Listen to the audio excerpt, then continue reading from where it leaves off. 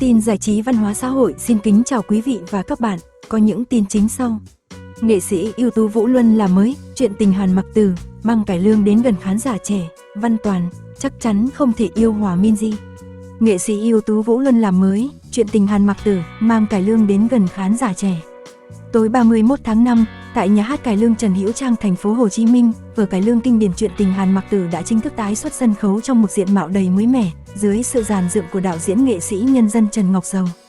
Đây là phiên bản đặc biệt do công ty giải trí Vũ Luân phối hợp với Hội Sân khấu thành phố Hồ Chí Minh tổ chức, đánh dấu sự trở lại của một tác phẩm huyền thoại được viết bởi cố soạn giả nghệ sĩ nhân dân Viễn Châu bằng cách tiếp cận sáng tạo, cảm xúc và giàu tính tượng trưng.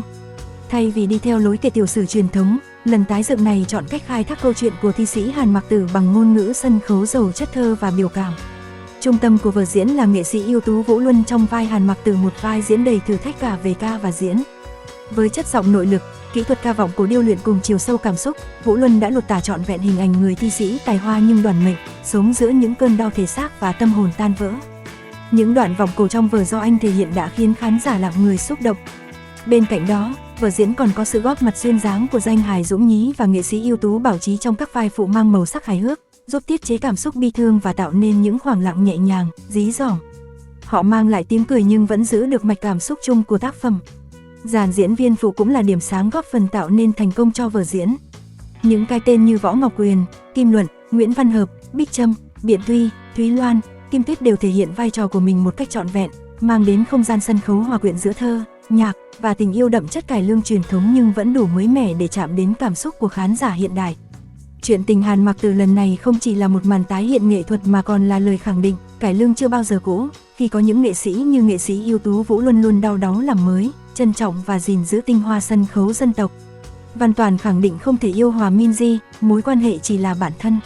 Nguyễn Văn Toàn và Hòa Minzy từ lâu đã trở thành cặp đôi được nhiều người hâm mộ yêu mến bởi sự thân thiết, hài hước và luôn đồng hành trong nhiều sự kiện. Tuy nhiên, cũng chính vì mối quan hệ gần gũi này mà cả hai thường xuyên bị cư dân mạng đẩy thuyền, tạo nên tin đồn tình cảm suốt nhiều năm qua.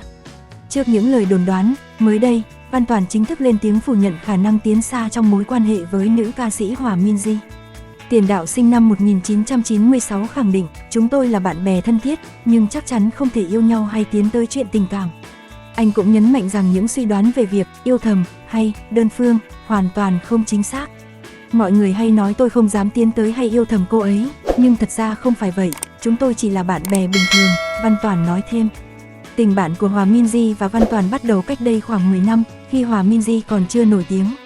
Dù mỗi người theo đuổi một con đường riêng trong âm nhạc và thể thao, cả hai vẫn duy trì mối quan hệ thân thiết, cùng chia sẻ vui buồn và xuất hiện bên nhau trong nhiều dịp đặc biệt.